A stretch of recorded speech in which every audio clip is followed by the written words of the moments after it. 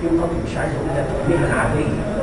احنا ناس فنانين وبنطالب بحقوقنا، فاحنا عايزين حقنا من الدوله.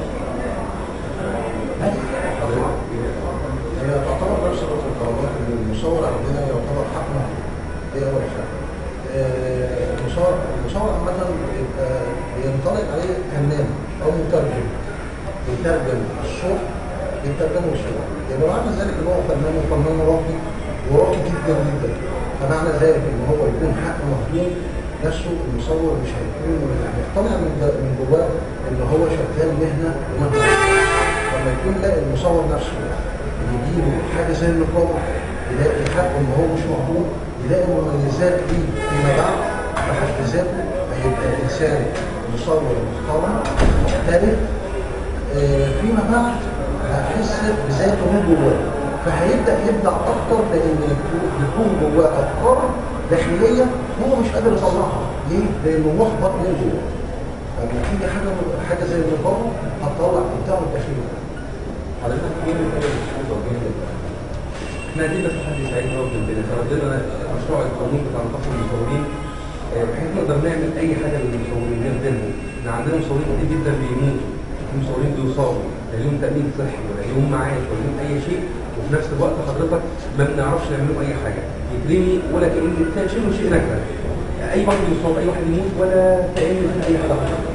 عايزين نعمل معاش للناس دي عشان لهم تامين صحي، عايزين نقدر نخدمهم، لهم خاماتهم اللي بيشتغلوا بيها، نقدر نوفر لهم كل الدعم الفني بتاعهم.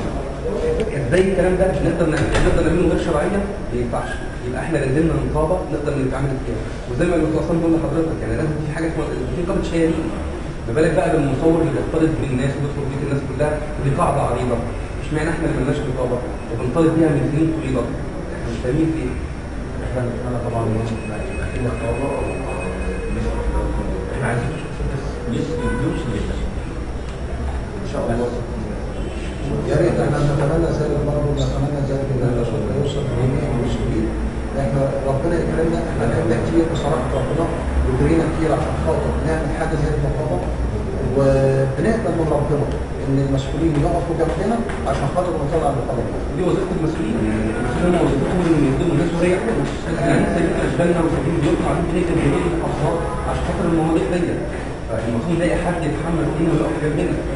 واحنا بنشكركم انتوا شخصيا، انتوا تعبانين جايين اهو معانا في الاجتماع دي بتعملوا معانا لقاء ليه، فاحنا بنشكركم بامانه ونشكر اي حد يقف معانا في الموضوع ده. انا عايز اقول كلمه صغيره، يعني انا سني 48 سنه، تقدر تقول لي بعد سنه او اثنين او ثلاثه هقدر اشيل كاميرا؟ ودي مهنتي الوحيده، هعيش ازاي؟ السؤال ده تعبني. فانا يعني عايز صوتي يوصل. راجل عنده 48 سنه بيشيل كاميرا 30 سنه، يعني بعد كذا سنه انا بفكر ايه هيكون مصيري في الدنيا دي. بعد ما كنت فنان ممكن ابقى شحات عشان اعيش. بس شكرا. شكرا.